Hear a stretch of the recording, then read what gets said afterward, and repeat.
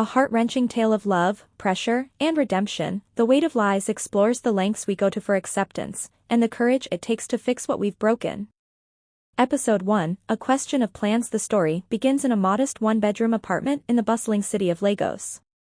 Rachel, a 34-year-old fashion designer, sits hunched over her sewing machine, carefully stitching the finishing touches on a client's dress. Her phone buzzes loudly, pulling her attention away. She glances at the screen. It's her mother, Mrs. Thompson, calling from their hometown in Enugu. Rachel sighs, knowing exactly what the call will be about, but reluctantly picked up. Rachel, my dear. How are you doing? I'm fine, Mum. Just busy with work. How's everyone at home? Everyone is fine. But that's not why I called. Oh, Rachel, do you know Jane is getting married next month? Your cousin Jane. She's just 25, Rachel. The whole family is busy preparing for the big day. And let me not even talk about Sarah, your childhood friend. She's already on her second child. Rachel, second child. And you. Rachel squeezes her eyes shut, bracing herself for what's next. Rachel, Mum, please. Don't start. I'm not starting anything. I'm just saying, Rachel, you're 28. When will it be your turn? Every time I go to church, people keep asking me, Mrs. Thompson, when will Rachel bring someone home? Do you want me to continue dodging their questions? Mum, marriage is not a competition. I'm working on myself. These things take time. Time? Rachel, how much time do you need? Life is passing you by. Look at Christmas, it's just 3 months away.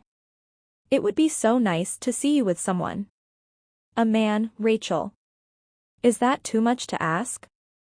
Rachel exhales sharply, gripping her phone tightly. Rachel, Mum, I've heard you. Can we talk about something else, please? Mrs. Thompson, fine. Just think about it, Rachel. I'm praying for you. Bye. The call ends, leaving Rachel sitting in silence. She places her phone on the sewing table and stares blankly at the unfinished dress. Her mother's words echo in her mind, how much time do you need? Scene cut, Rachel's reflection. Rachel leans back in her chair, her thoughts swirling.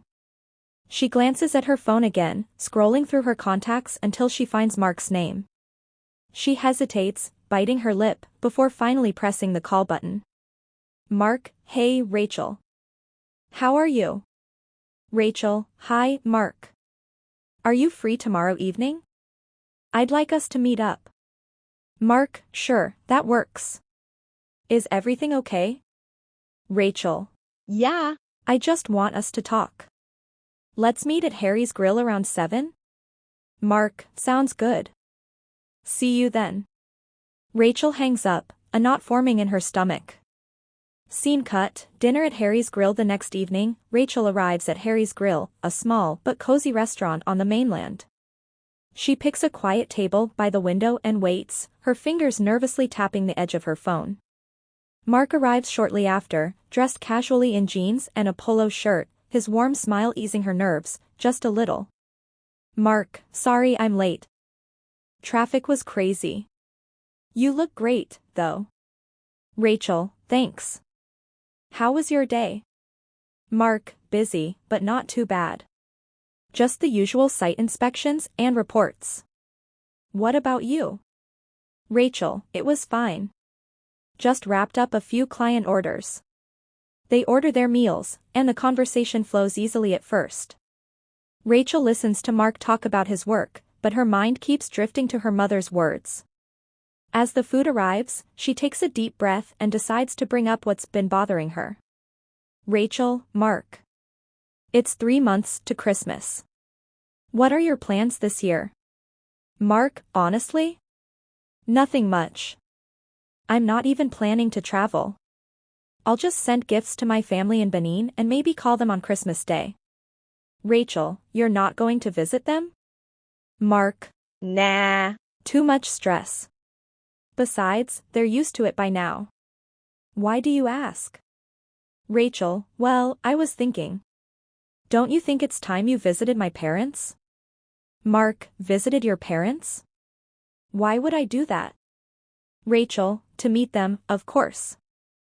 Isn't that what couples do? Especially after 6 months of dating? Mark, Rachel, we're not getting married right now. There's no need to rush. Maybe in a year or two, when I'm more financially stable. Rachel, is it about money? Mark, you know I have my own business. We'd manage just fine. Couples get by even when things aren't perfect. Mark, Rachel, wait. You're making this sound like you're desperate. Rachel, who says I'm desperate? I'm just saying, I don't want to wait forever. I've seen too many women wait and then end up with nothing to show for it. I don't want to be one of them. Mark sighs, his expression softening. Mark, Rachel, I hear you. But you don't have to worry about that. I'm not going anywhere. I just want to make sure we do this the right way. Rushing into marriage without being fully ready doesn't make sense. Rachel sits back, trying to process his words. She wants to trust him, but the doubts planted by her mother's call linger in her mind. The evening ends with a polite goodbye, but Rachel walks home feeling conflicted, unsure of what her next move should be. The mocking call. Rachel walked down the dimly lit street, her thoughts a whirlwind of emotions. Mark's words replayed in her mind, and for the first time, she questioned if she was being too patient, or if he was just too complacent. As she approached her apartment, her phone vibrated in her pocket. She pulled it out and sighed when she saw the notification, high school ladies group, conference call in 5 minutes. She had completely forgotten about the WhatsApp call with her high school classmates. She groaned, knowing what the conversation would likely be about: weddings, babies, and husbands. After a moment's hesitation, she joined the call. Classmate 1, finally, Rachel. We've been waiting for you. Always so busy, this one.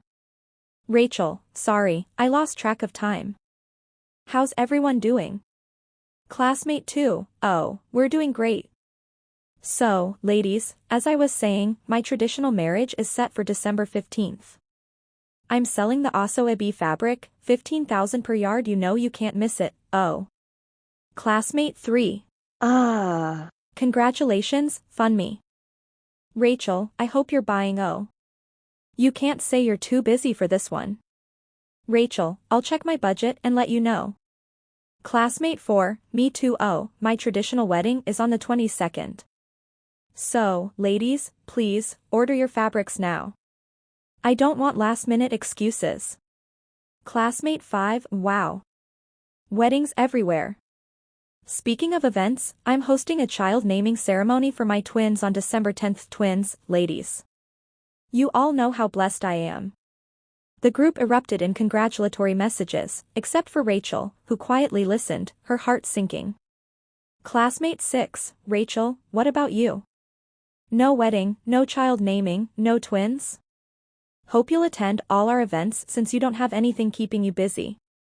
The laughter that followed felt like a slap to Rachel's face. She swallowed hard, forcing a smile that they couldn't see. Rachel, I'll check my schedule. Classmate 5. What schedule? Rachel, don't stress yourself. Oh. In fact, if you can't attend the other events, I really need your help on Christmas Eve. Rachel, help? With what? Classmate 5, I have a dinner party with my husband and some friends. Can you babysit my 2 kids while we're out? You know, you're the only one who's free. No husband, no children, no plans. The group burst into laughter again. Classmate 3, Chioma, you're wicked. At least let Rachel rest small this Christmas. Rachel's hand clenched into a fist. The humiliation burned in her chest, but she couldn't let them see her break. Rachel, I actually have plans on Christmas Eve. Classmate 5, plans? What kind of plans does a single lady have on Christmas Eve?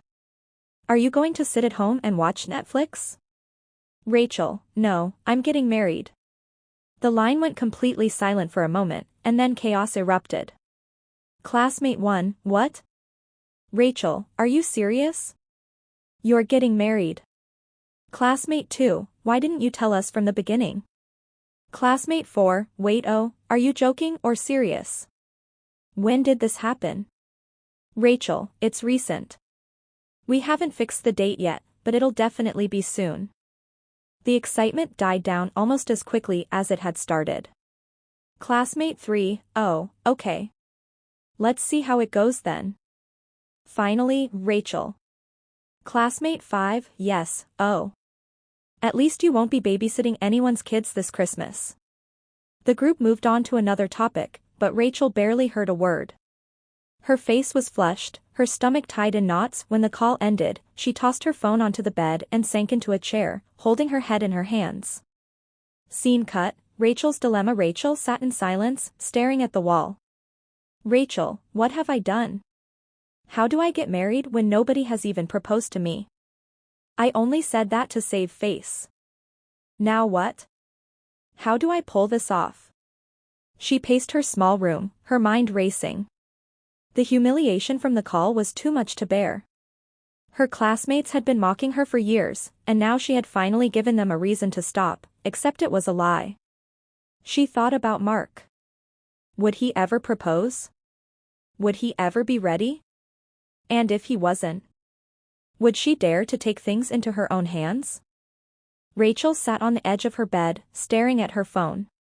One thought kept running through her mind, I have to do something. I can't let them win.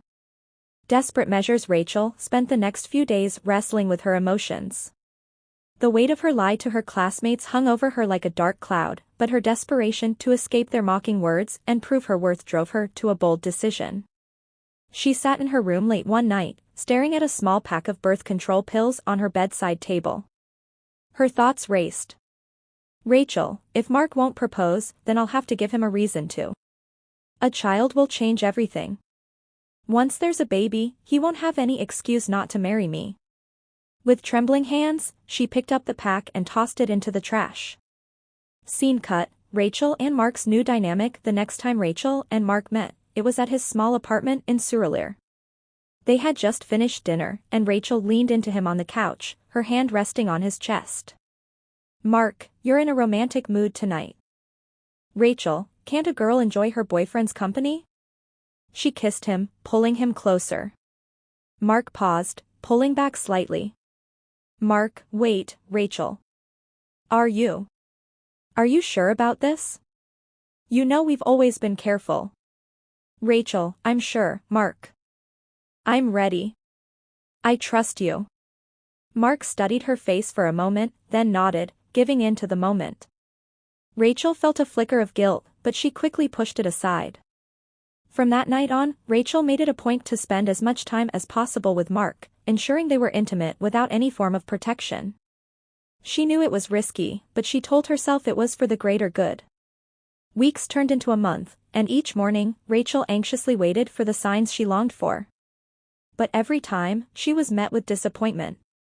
Her frustration grew, and her determination began to morph into desperation. Scene cut, Rachel's growing anxiety. One evening, Rachel sat in her room, staring at a calendar. It had been 6 weeks since she stopped taking the pills, and yet there was no sign of pregnancy. She tapped her pen nervously against the table, her heart pounding. Rachel, why isn't it happening? What if I can't get pregnant? No, that can't be it. Maybe it's just stress. But I can't wait any longer. She thought about the WhatsApp call, the mocking laughter, and the lie she had told. December was approaching fast, and the pressure felt suffocating. Her mother's constant calls only made things worse. She finally made up her mind. If nature wouldn't help her, she'd have to take matters into her own hands. Scene cut, Rachel's fake pregnancy announcement. The next weekend, Rachel invited Mark over to her apartment. She had spent the entire day rehearsing what to say, and now that the moment had come, her palms were sweaty, and her heart raced. Mark arrived, cheerful as usual, but Rachel's serious expression quickly made him concerned. Mark, Rachel, is everything okay? You look tense. Rachel took a deep breath, avoiding his eyes. Rachel, Mark, there's something I need to tell you. Mark, what is it? You're scaring me. She hesitated for a moment before forcing the words out. Rachel, I'm pregnant. The silence that followed was deafening. Mark's eyes widened, and he leaned back, as though trying to process what he had just heard. Mark, pregnant? Are you? Are you sure? Rachel, yes. I've taken tests. It's true. Mark ran a hand through his hair, his expression shifting between shock and disbelief. Mark, wow. I mean. Wow. This is unexpected. Rachel reached for his hand, squeezing it tightly. Rachel, I know it's a surprise, but we have to face it together. Mark nodded slowly, still in a daze. Mark, so? What do we do now? Rachel's stomach flipped, but she kept her voice steady. Rachel, we get married, Mark. It's the right thing to do. Mark stared at her, his face unreadable. After a long pause, he sighed deeply. Mark, I guess. You're right. We can't have a child outside of marriage. My dad would never allow it. Rachel felt a surge of relief, but it was quickly followed by a pang of guilt. She had gotten what she wanted, but at what cost? Scene cut, Rachel's mixed emotions after Mark left. Rachel sat alone in her apartment. She glanced at the mirror, catching a glimpse of her own reflection. Rachel, you've crossed the line now, Rachel. There's no going back. She placed a hand on her flat stomach and felt tears prick her eyes. She had lied to the man she loved, to her friends, and to herself. But she told herself it was worth it. Once they were married, everything would fall into place. Or so she thought. The wedding day disaster. The weeks flew by in a blur. Once Rachel told Mark she was pregnant, he immediately informed his father. Mark's father, a staunchly religious man, was adamant. Mr. Johnson, no child of mine will have a baby outside marriage. Mark, you and Rachel must marry before this child arrives. I'll cover all the costs if I have to. The wheels were set in motion. Both families met to finalize the wedding plans. The traditional rites were completed in a rush, and the wedding date was fixed for December 23rd, just 2 days before Christmas. Rachel's mother was elated, oblivious to her daughter's deceit. Scene cut, the wedding morning. The morning of the wedding arrived, and Rachel was a bundle of nerves. She sat in her hotel room, surrounded by her bridesmaids, as makeup artists worked on her. Her stomach churned, but she brushed it off as pre-wedding jitters. As the minutes ticked by, the discomfort in her stomach worsened. A sharp pain shot through her abdomen, and she doubled over, gasping. Rachel, something's wrong. I can't breathe. Her friends panicked and called for help. Rachel's mother rushed into the room. Mrs. Thompson, what's going on? Rachel, talk to me. Rachel, Mama. My stomach. It hurts so much. Word quickly reached Mark, who was already dressed and waiting at the church.